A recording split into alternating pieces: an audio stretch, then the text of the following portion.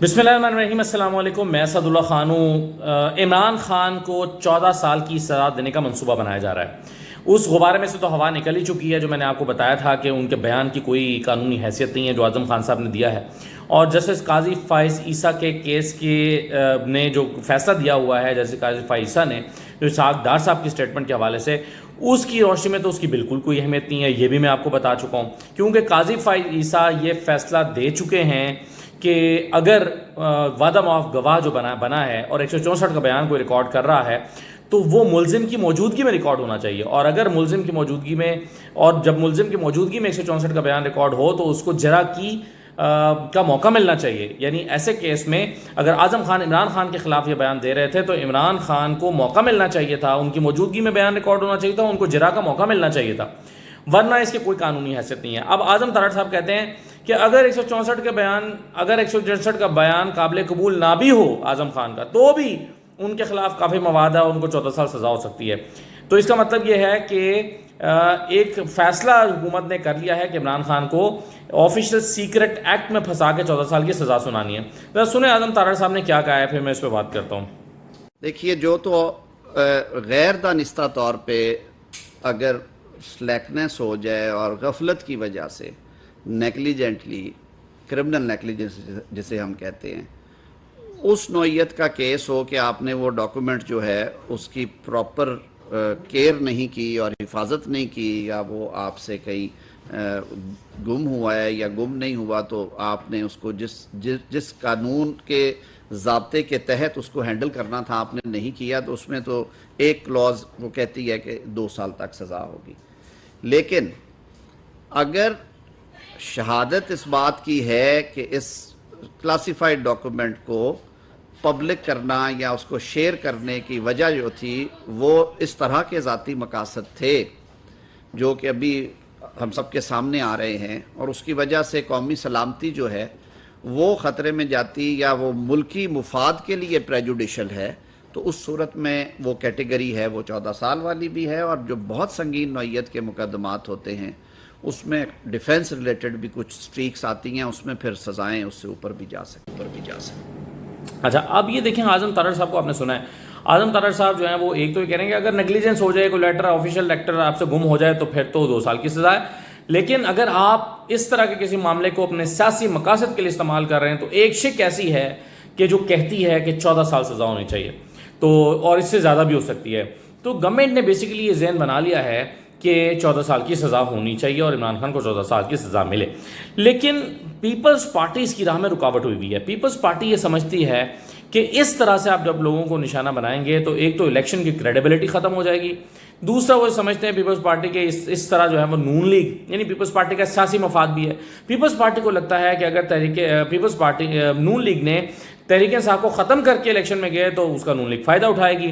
तो peoples party समझती है कि अगर तहरीक इंसाफ इंतखाबात में हिस्सा लेगी तो उनका इसका उनको सियासी फ़ायदा होगा, और एक तो वोट तकसीम होगा, उसका भी फ़ायदा होगा। और पीपल्स पार्टी शायद कहीं ना कहीं तहरीक इंसाफ के साथ मिलकर भी आइंदा हुकूमत को फॉर्म करने पर गौर कर रही है। यानी पीपल्स पार्टी को लगता है कि ऐसा मौका भी आ सकता है कि हम तहरीक इंसाफ को ऑफ़र करें कि वो हमारे साथ हुकूमत का हिस्सा बन जाए तो गवर्नमेंट फॉर्म हो सकती है। इन ऑप्शंस पे भी गौर कर रही है। तो पीपल्स पार्टी इस बात की सख्त मुखालिफ है कि तहरीक इंसाफ पे पाबंदी लगाई जाए या तहरीक इंसाफ पर इस किस्म की सज़ाएं तजवीज़ की जाएं। सलीम मानवी वाला साहब ने मेहर बुखारी साहबा के शो में क्या कहा है, ज़रा ये भी सुन लीजिए। पीपल्स पार्टी की तरफ से दावा किया जा रहा है कि मुस्लिम लीग नून अपने मरकजी हरीफ पाकिस्तान तहरीक इंसाफ को खत्म करना चाहती है, लेकिन पाकिस्तान पीपल्स पार्टी इस हवाले से ऑन बोर्ड नहीं है, मौक़िफ़ इख्तियार किए हुए है कि इस तरह के गैर जमहूरी अमल पर यकीन नहीं रखते। सर, इस खबर की तस्दीक करेंगे? जी बिल्कुल, मैं तस्दीक करता हूं। देखिए जी, वो PMLN का वो चाहते हैं कि PTI इलेक्शन में ही ना आए। I think this is wrong, और हमें उनको इलेक्शन में आने देना चाहिए, and whatever is the outcome we have to accept. देखिए, एज अ पॉलिटिकल पार्टी उनको हिस्सा लेना चाहिए, और तारड़ साहब का ये पर्सनल व्यू है। सजा वजा तो ये तो कोर्ट का काम है देना, हमारा काम नहीं है कि हम डिसाइड करें कि किसको कितनी सजा मिलेगी। तो मैं समझता हूं कि उनको हिस्सा लेना चाहिए। Why not, why shouldn't they participate. और ये कहना कि जी वो ایز اے پارٹی اس کو بین کیا جائے, ان کے لوگوں کو بین کیا جائے, میں سمجھتا ہوں یہ دس از ناٹ رائٹ. اور یہ سب باتیں میرے ویو میں ایک الیکشن کو آپ خراب کرنے جا رہے ہیں یہ سب باتیں کر کے. We should let the election be as it is, اور اگر کوئی چیز غلط ہوئی ہے, کوئی کیس ہے کوئی, تو leave it to the courts. یہ ہمارا کام نہیں ہے کہ ہم ڈیسائیڈ کریں کہ کس کو کتنی سزا ملے گی. اب سلیم مانڈوی والا صاحب کہہ رہے ہیں کہ یہ ہمارا کام نہیں ہے کہ کس کو کتنی سزا ملی ہے, ڈیسائیڈ کریں, عدالت پہ چھوڑیں. اور اس طرح سے پھر انہوں نے کہا کہ کوئی انڈیویجول جو ہے اس سے غلطی ہو سکتی ہے کہ پوری کی پوری سیاسی جماعت پر تو پابندی نہیں لگائی جا سکتی. یعنی چلیں اگر فرض کریں کہ یہ ایک فیصلہ جو ہے وہ تحریک انصاف کے چیئرمین نے کیا بھی تھا, فرض کیجئے, تو وہ تو کوئی ایک شخص پر پابندی ہو سکتی ہے, نہ کہ پوری جماعت ہی بین کر دی جائے. تو پیپلز پارٹی نون لیگ کے ان یہ جو منصوبے ہیں اس میں رکاوٹ بن گئی. وہ کہتے ہیں نا کہ پاسباں مل گئے کعبے کو صنم خانے سے. تو یہ جو ہے وہ ایسی صورتحال میں یہ جو پیپلز پارٹی ہے وہ خود رکاوٹ بن کے بیٹھ گئی ہے.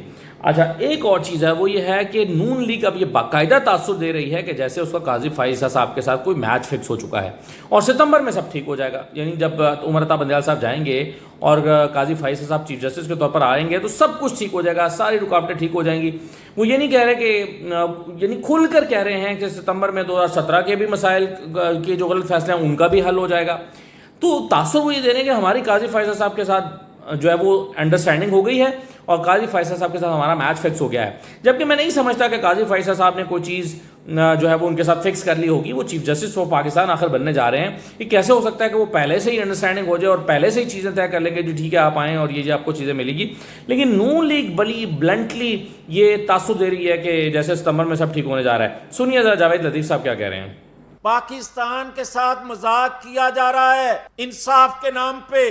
2 ماہ سے اگر میری ریاست پوچھ رہی ہے کہ میرے پہ حملہ آور ہونے والوں کو سزا ملے گی, کب ملے گی, کوئی جواب نہیں ہے. کہ اگر کوئی یہ کہے کہ ستمبر میں ریاست کو انصاف ملے گا, ستمبر میں مجرم جو ہیں کٹہرے میں آئیں گے, ستمبر میں 2017 کی جو ناانصافیاں ہیں اس کا مداوع ہوگا, تو یہ کیسا پاکستان کا آئین ہے, قانون ہے, انصاف کے سارے کام ستمبر میں ہونے ہیں.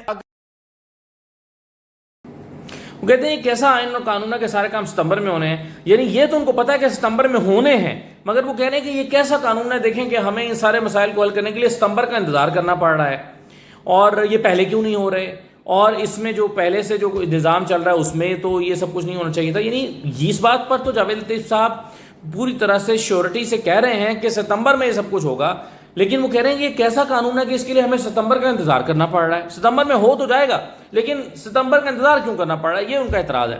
تو تاثر وہ یہ دے رہے ہیں کہ ستمبر میں سب ٹھیک ہو جائے گا, لیکن ستمبر میں کیسے ٹھیک ہو جائے گا؟ ظاہر ہے کیسز ہیں, معاملات ہیں, وہ عدالتوں میں جائیں گے. کیا ایک دن میں ایک کیس فارغ, دوسرے دن دوسرا, تیسرے دن تیسرا, اس طرح ہوگا جیسے پنجاب میں یا لاہور میں چلنے والے نیب کے شریف فیملی کے کیسز ختم ہوتے جا رہے ہیں, جیسے ایف آئی اے منی لانڈرنگ کا کیس ختم ہوا ہے, جیسے کل 12 ملزمان بری ہوئے ہیں شہباز شریف اور حمزہ سمیت منی لانڈرنگ کے نیب کے کیس سے. اس طرح ہوگا, اس طرح کی توقعات ہیں.